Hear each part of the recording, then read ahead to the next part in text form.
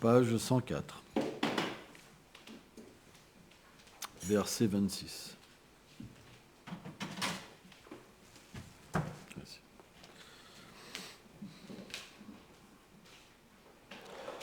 Avatalam yasham keyam harim sadvam nided vijaham yata vidashina kuryam shulachashum sahasrahasaham. Traduction. Ô chef des brahmanas, juste comme des milliers de ruisseaux coulent d'une source inépuisable, une multitude d'émanations descendent de la source du Seigneur suprême, la source de toutes les existences. Commentaire. Selon Srila Vishvanath Thakur, ce verset explique que cette liste d'avatars fournie dans ce chapitre n'est qu'un résumé, puisque quelques-uns comme Hayagriva et Amsha n'ont pas été mentionnés dans cette liste. Dans ce verset, le Seigneur a été comparé à un trésor ou à un océan de formes pures faites d'éternité de connaissance et de félicité, parce que celles-ci ne peuvent être comptées. Le mot Avidashina signifie inépuisable, car normalement un lac devient asséché si l'on puise son eau. Or, des avatars sans nombre surviennent du Seigneur comme des milliers de petits ruisseaux de rivières naturelles coulant de son lac inexhaustible. Le mot Akshankeyeya signifie qui ne peut être compté. Cependant, il y a une autre signification, peu connue. Certains, c'est pas une signification peu connue, c'est une autre signification, entre tirets, peu connue.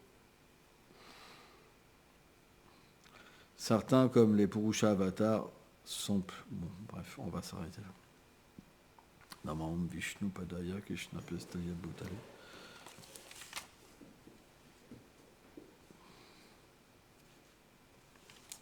Shrimate Bhaktivedanta Swaminiti Namine Namaste Sarasvati Deve Golavani Plachalene Nilveshesha Sunyavadi Plachachade Shatarine.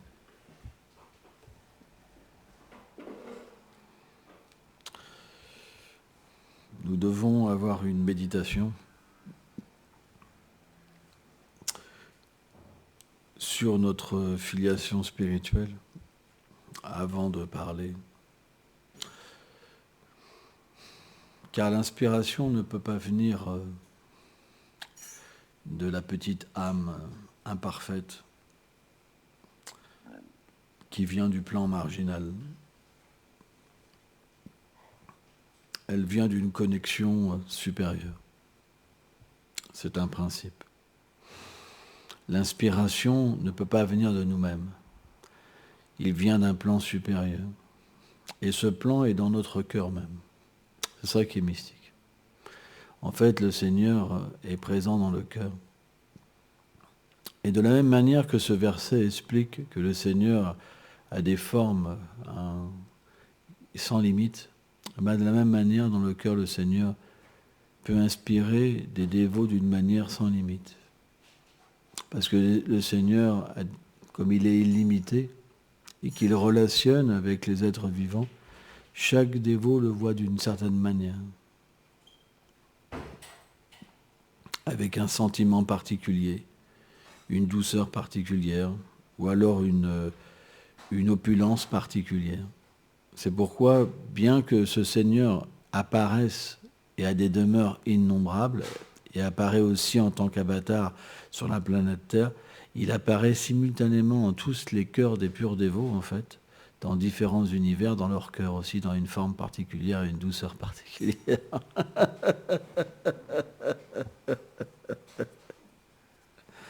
Et c'est ça qui est unique.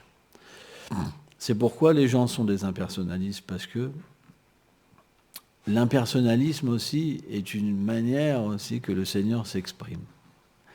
quand il n'est pas satisfait d'une personne, qu'une personne ne peut pas le comprendre, ne peut pas l'approcher, ne peut pas l'aimer, ne peut pas l'embrasser, ne peut pas le masser, ne peut pas le rouspéter, hein, alors il devient invisible.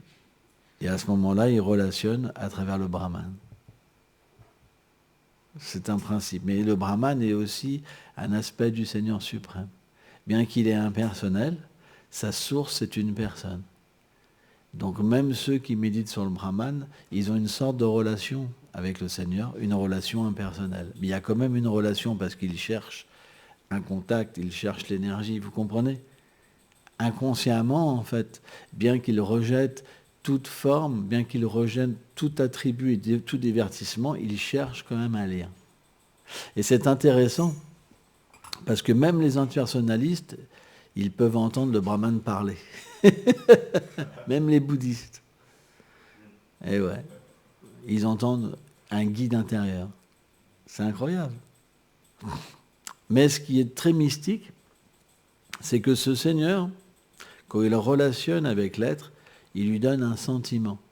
Et dans ce sentiment-là, en fait, dans cette liaison intérieure, alors il apparaît d'une certaine manière.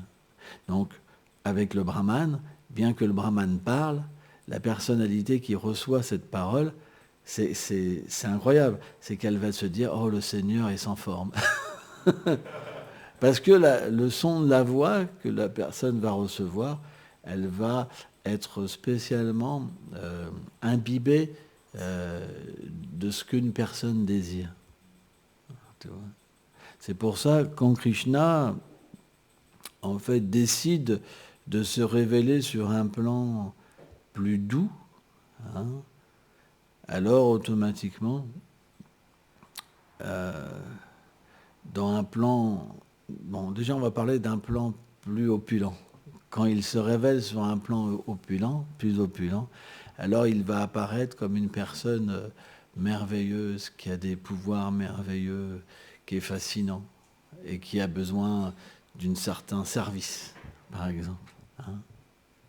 Mais quand il se manifeste d'une manière beaucoup plus douce, à ce moment-là, on perçoit une réalité qui dépasse toute imagination. Parce que sur ce plan plus doux, on ne peut pas percevoir la grandeur de Krishna, mais on le perçoit comme simplement un ami, comme simplement une personne qu'on aime.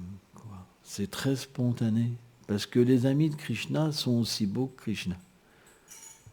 Les amis de Krishna, ils sont aussi merveilleux que Krishna. Mais tout tourne au centre de Krishna. C'est comme un lotus. Un lotus, c'est une fleur. Mais la fleur, elle a différentes parties. Vous comprenez ? Donc Krishna et Balaram, par exemple, dans Sakeras, ils sont le centre de la fleur. Et les pétales, c'est comme les pâtres. Vous comprenez ? Et même les vaches aussi. De la même manière, dans le Madhurya Ras, Radha et Krishna sont le centre. Et les différentes sakis sont comme les pétales. Mais c'est pas qu'on peut détacher des pétales du centre. C'est un tout. Et c'est ça qui est merveilleux dans la douceur du Seigneur suprême. C'est qu'on ne peut pas détacher le centre des pétales. C'est un tout. En fait, Radha et Krishna sont beaux avec leurs associés et leur demeure. Parce que Dieu est parfait. Et tout ce qu'il va manifester est aussi parfait que lui, et aussi beau que lui. Mais sauf qu'il est le centre. Vous comprenez ? Il est la source de la félicité. On ne devrait jamais penser que, par exemple, le Seigneur, il est suprêmement beau et il manifeste des poux à côté de lui pour qu'il soit le plus attirant, le plus parfait. Vous comprenez ? Tout le monde a des tronches de poux comme sur la terre, tu sais. Avec des odeurs nauséabondes, tu sais. Des arbres sans vertu, sans fruits, sans fleurs, tu vois. En fait, le monde transcendantal, c'est quelque chose d'incommensurable. Hein. C'est expliqué que, par exemple, dans certains endroits où Radha et Krishna se rencontrent, il y a des palais Les palais, c'est comme des lotus, c'est expliqué. Hein. C'est comme des lotus. Et ces lotus, ils sont faits avec de l'or, avec des joyaux, et ils semblent vivants, quoi. Hein. C'est quelque chose d'extraordinaire. Hein. C'est les palais, en fait, où Radha et Krishna euh, se rencontrent. C'est expliqué que les chemins, en fait, qui bordent ces endroits, ils sont tellement parfaits, ils sont faits de cristal. Hein. Et dans le cristal, il y a des joyaux. Et quand les êtres marchent, en fait, ils marchent comme sur des rivières, en fait. Et ces rivières-là, elles sont simplement des courants d'extase divine, en fait. C'est des choses qui sont incommensurables, en fait. Qui sont incommensurables. Donc, en parler, c'est une chose, mais parler sur ces chemins, on ne peut même pas imaginer ce qu'on peut ressentir. Parce que les pieds des habitants de Vrindavan, ce n'est pas des pieds ordinaires aussi. C'est des pieds qui peuvent capter des choses extraordinaires, comme les yeux, comme les oreilles, comme le nez. C'est comme des antennes paraboliques de l'amour divin. En fait, les habitants de Vrindavan, ils peuvent avoir une expérience comme le Seigneur suprême à travers n'importe quel membre de leur corps. Donc, le monde divin, c'est un monde qui est suprêmement attirant pour les êtres vertueux. Et pour un démon, par exemple, quelqu'un qui a une nature démoniaque, ça va être simplement une fable. Il va rire. En fait. Donc le rire d'une personne démoniaque et l'écoute accrue d'un dévot, quand il entend les descriptions de Vrindavan, ça nous permet de comprendre pourquoi le Seigneur se révèle et pourquoi le Seigneur se cache. Mais jamais il délaisse un dévot. Peu importe si c'est son dévot déchu ou si c'est son dévot éveillé, mais jamais le Seigneur ne laisse les êtres vivants. C'est pour ça que même si quelqu'un est un impersonnaliste et que le Seigneur ne peut pas se révéler à lui, hein, le Seigneur quand même se manifeste d'une certaine manière pour l'aider. C'est pour ça que, par exemple, il y a les deux versets d'avant, c'est expliqué qu'il venait en tant que Bouddha, par exemple. Même pour les athées. Vous comprenez? Et c'est ça qui nous intéresse. C'est de comprendre l'harmonie qui existe dans toute chose. Un des noms de Krishna qui a été donné par nos acharyas, c'est l'harmoniste. Il y avait un magazine qui existait, l'harmoniste. Et l'harmoniste, c'est un nom véritablement parfait pour Krishna. Parce que Krishna harmonise tout. Dans tous les plans d'existence. Et plus on est près de Krishna, plus nous-mêmes, il y a cette conception de l'harmonie qui va venir toucher notre cœur. C'est pourquoi un dévot n'est pas fanatique. Un dévot, c'est quelqu'un qui comprend par son cœur. Mais le cœur, faut qu'il soit pur. Parce que s'il n'est pas pur, on appelle ça le mental. Et être contrôlé par le mental, ce n'est pas bon. Parce que le mental va pas pouvoir harmoniser parfaitement. Par exemple.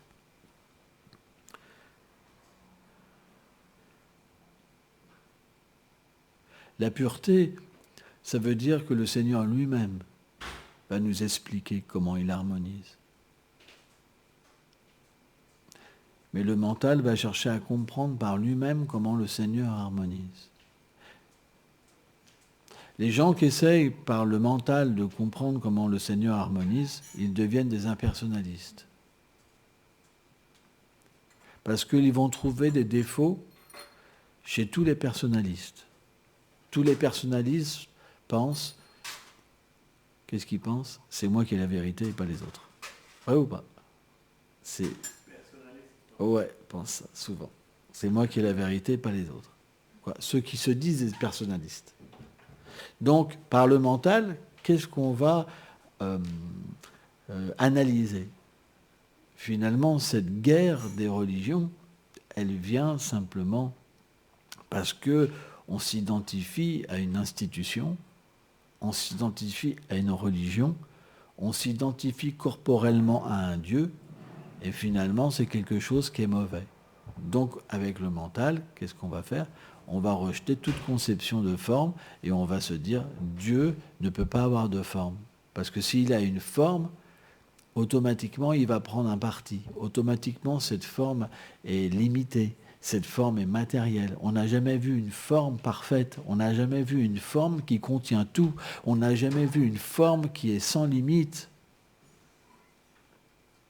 Vous comprenez? Il y a des choses que le mental ne peut pas comprendre. Par contre, quand l'harmonie est comprise avec le cœur, et que c'est le Seigneur lui-même dans le cœur qui nous explique comment il fait les choses, pardon, à ce moment-là, on peut comprendre que bien qu'il ait une forme, il comprend toute chose. Et qu'il est l'origine du Brahman, l'origine du Paramatma, etc. Et que dans le cœur, en fait, il se manifeste sous tellement de formes. Et aussi, personnellement, il se manifeste sous tellement de formes. Il a tellement de dévots, il a tellement de demeures. Et à partir de là, on devient paisible. Ça veut dire qu'on peut avancer dans notre foi.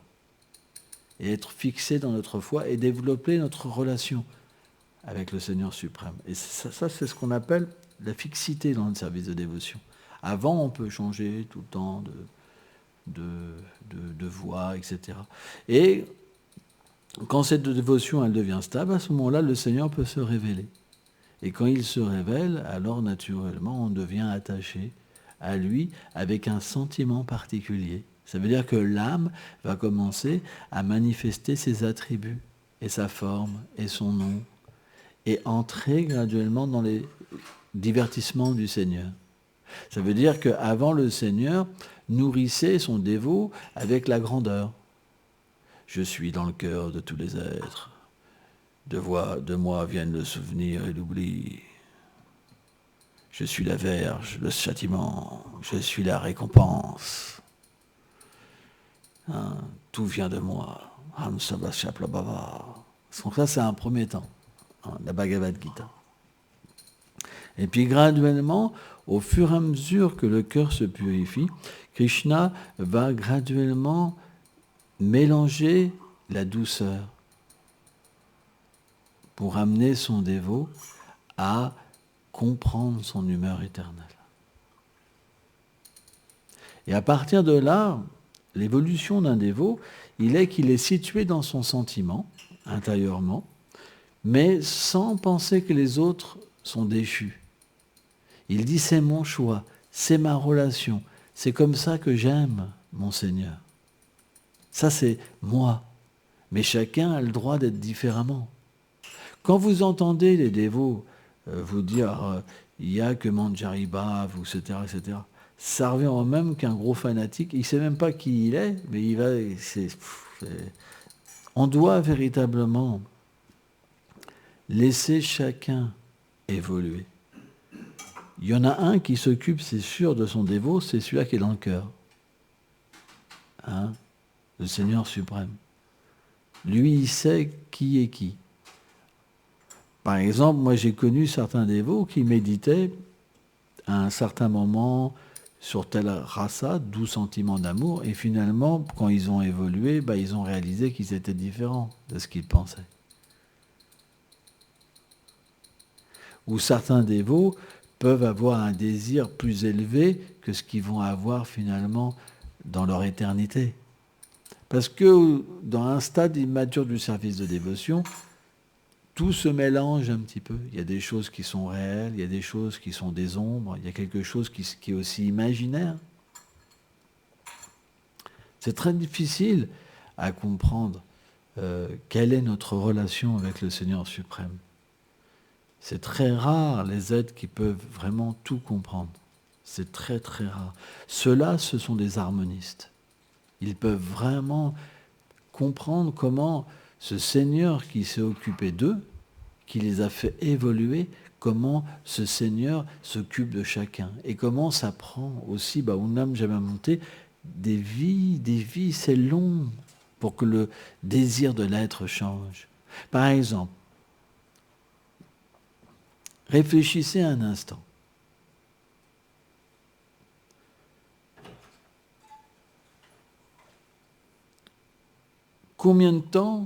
Depuis combien de temps vous pratiquez?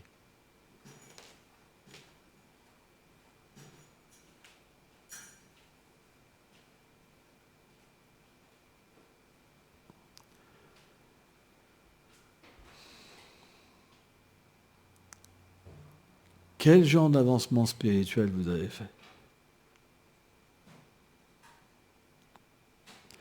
Comment votre désir a évolué? Comment votre conscience a évolué? Revenez 10 ans en arrière, 20 ans en arrière. Qu'est-ce que je faisais quand je ne connaissais pas les dévots du Seigneur?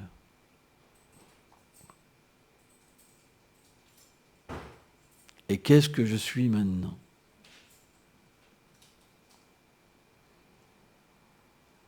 Quel genre d'activité je faisais avant?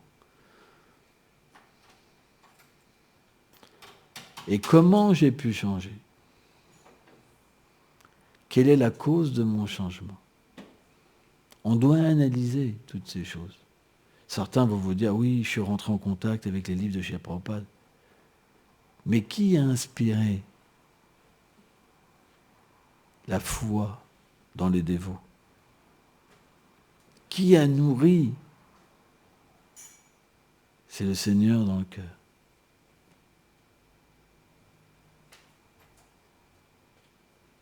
Comment on peut rentrer en contact avec le Bhagavatam? Comment on peut avoir une réalisation du Bhagavatam?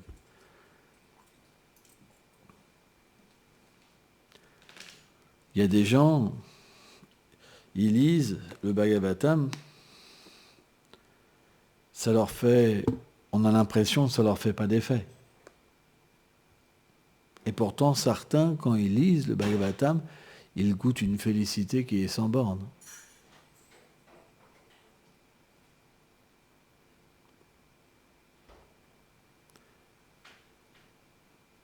En fait, le Seigneur permet à son dévot de progresser. Le Seigneur permet à chacun d'avancer selon son désir, selon sa capacité.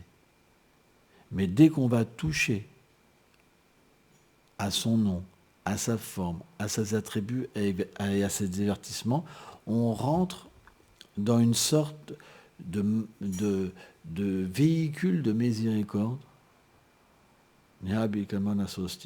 où le moindre pas qu'on fait, le moindre geste, la moindre, contact avec la dévotion, ça va nous être redonné. Et à un moment, qu'est-ce qui va se passer? C'est que quand cette dévotion, elle s'accumule assez, on va avoir un sentiment de spontanéité qui va se manifester en nous. Et alors, nous allons vouloir devenir un dévot. Ne pensez pas que quand vous vendez un livre, quand vous chantez dans la rue, quand vous donnez du prachad à des êtres, ça n'a pas d'effet. C'est simplement que l'effet va grandir pour un jour permettre à l'être, comme un enfant, quand vous voyez un enfant qui est dans un corps de tout petit enfant, il ne peut pas s'exprimer, il ne peut pas marcher, il ne peut pas parler, c'est vrai. Mais quand il commence à grandir, alors vous voyez qu'il commence à parler, à exprimer ses désirs, etc. Eh bien, la bhakti, c'est la même chose. Quand on reçoit la graine de la bhakti, graduellement, l'être vivant va évoluer pour un jour se mettre en marche et pouvoir exprimer ses désirs spirituels. pouvoir parler avec sa voix spirituelle, voir avec ses yeux spirituels, entendre avec ses oreilles spirituelles, toucher avec son corps spirituel. C'est la même chose. Ce qui existe d'un point de vue perverti dans la matière existe de la même manière dans la réalité spirituelle. L'évolution est là. Elle a commencé. Et ne pensez pas qu'elle va s'arrêter. C'est juste qu'un jour, elle sera perceptible. Et quand elle est perceptible, là vous pouvez dire « je ne me suis pas trompé ». Alors que dans certaines voies qui traitent de l'action intéressée ou de la connaissance impersonnelle, vous ne pouvez pas avoir cette réalisation-là. La voie intéressée, vous ne pourrez jamais réaliser la nature de l'âme, parce que c'est relié avec le corps, avec les désirs temporaires. Ça prône l'accès au paradis, c'est tout. Aucune personne qui a pris cette voie a réalisé sa swarup, sa forme éternelle. D'ailleurs, on n'entend même pas parler dans ces voies-là. Vrai ou pas? C'est une réalité. L'impersonnaliste, c'est même pas la peine. Il veut détruire l'âme. Ce qui est indestructible, il veut le détruire. C'est son but.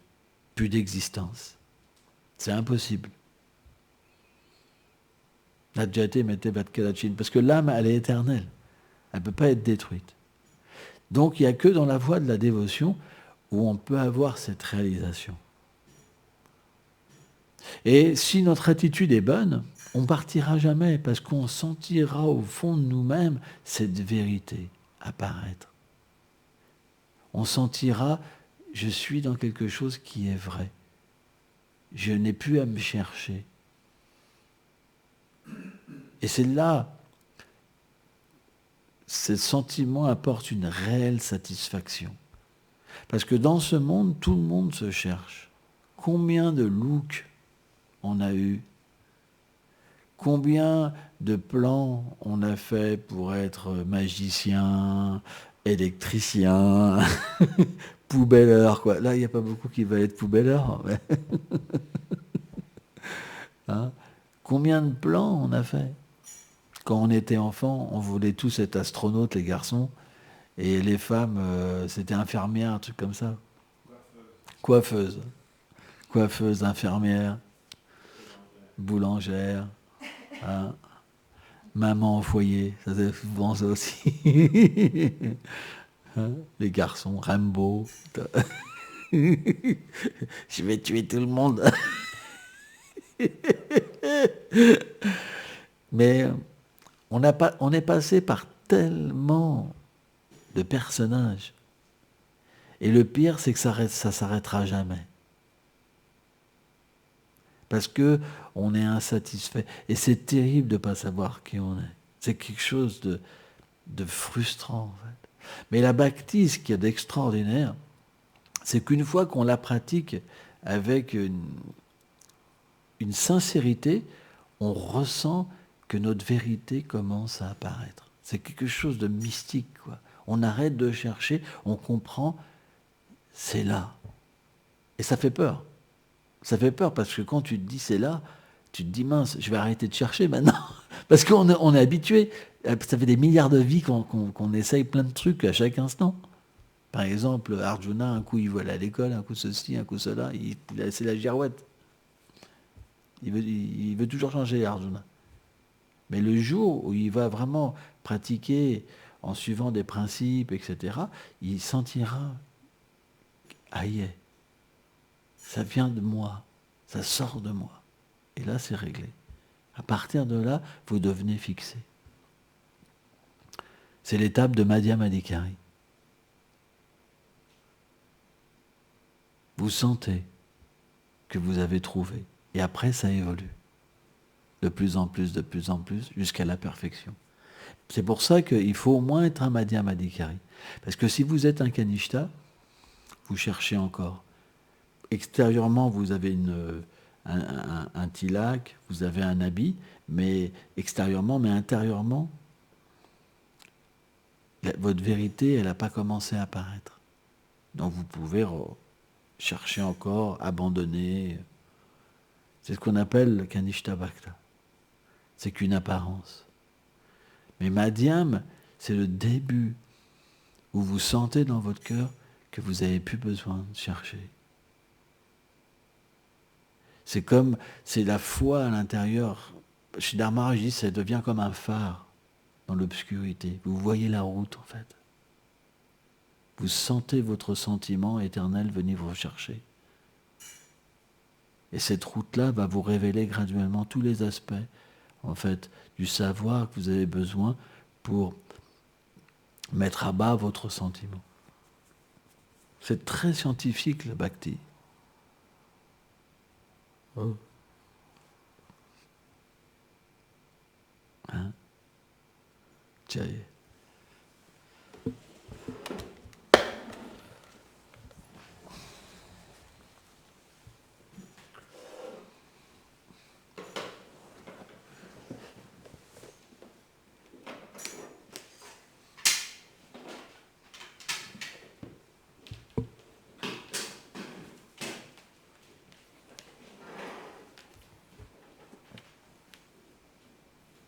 C'est des belles guirlandes, ça.